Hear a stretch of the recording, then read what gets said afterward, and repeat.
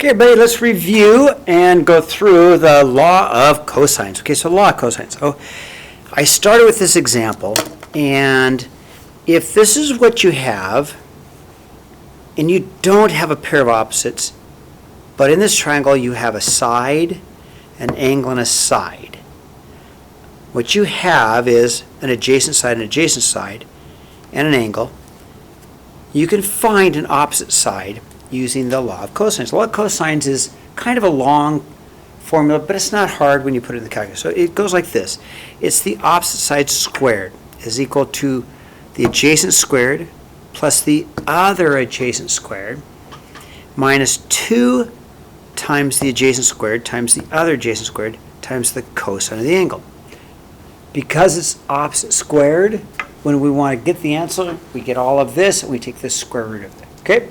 So we started with this example, and we had the 12, the 70, and the 45. So we set up our opposite squared, b squared, is equal to 12 squared, adjacent squared, plus 14 squared, adjacent squared, minus 2 times 12, which is the adjacent, times the 14, which is adjacent, times the cosine of 70 degrees.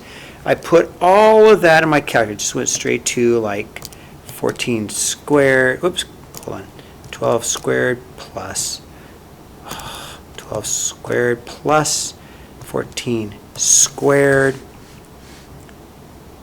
minus 2 times 12 times 14 times the cosine of 70. And I ended up getting an answer about 225. Now that's b squared. So I took the square root of that, and I got about 12, or 15, sorry. So I know that this opposite side is 15. Now from here, to get the rest of the triangle, once I have a pair of opposites, I'm just going to go back to the law of sines because it's easier. I have my opposite, so I set it up. I found angle E, so I went with the sine of E. And I did the opposites over 12, the opposites. I went the sine of 70 over 15.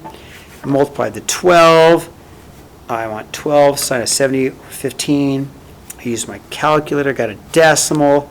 I did the sine inverse because I'm looking for the angle.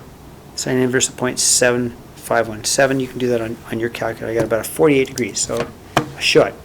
So real quickly, I did my 12 sine 70 divided by 15. I get a decimal, but I've got to get the sine inverse of that because I'm looking for the answer. Sine inverse of that answer. And I get about a 48.7 degree angle. Okay, then to finish it up, it's pretty easy because you know there's 1, 2, 3 angles, 180 degrees. So 180 minus the sum of these two, and I got 61.3. So if you know a side angle side, you can find an opposite side by the law of cosine, or law of cosines. Yes.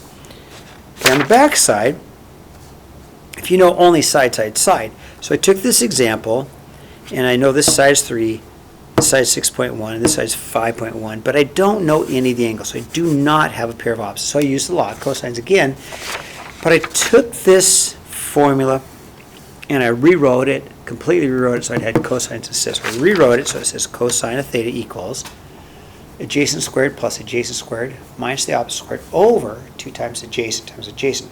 Now in the calculator, the parentheses are super important. You have to have the parentheses in the calculator because you need all of this divided by all of this. Okay, so we took our example. We want to find angle A first, so if we establish our angle, then the 3 is the adjacent, the 5.5 is the other adjacent, and it makes the 6.1 the opposite. If I'd picked a different angle, it would have just changed that all around, of course. So I set it up. I went cosine of A, angle A, is equal to the adjacent 3 squared plus the other adjacent 5.5 squared minus the opposite minus 6.1 squared divided by 2 times the adjacent, which is 5.5, times the other adjacent, which is 3. Now in the calculator, the parentheses are super important. So let me show you what I did in the calculator so you can see it. Okay, so in the calculator, I just went, I got to go parentheses. You have to have your parentheses. And then I went 3 squared plus 5.5 squared minus 6.1 squared, parentheses divided by parentheses 2 times 5.5 times 3. I have to have the parentheses, have to. I get a decimal because I'm looking for the angle. So that is the cosine inverse, cosine, right? Because I'm looking for cosine inverse of that answer, not sine inverse, but cosine inverse. I got about 86.45, and that is the angle for angle A. Okay, then to find the rest of the angles, I have opposites, right? So I may as well use law of sines, it's easier. So once I get a pair of opposites, I can find angle R.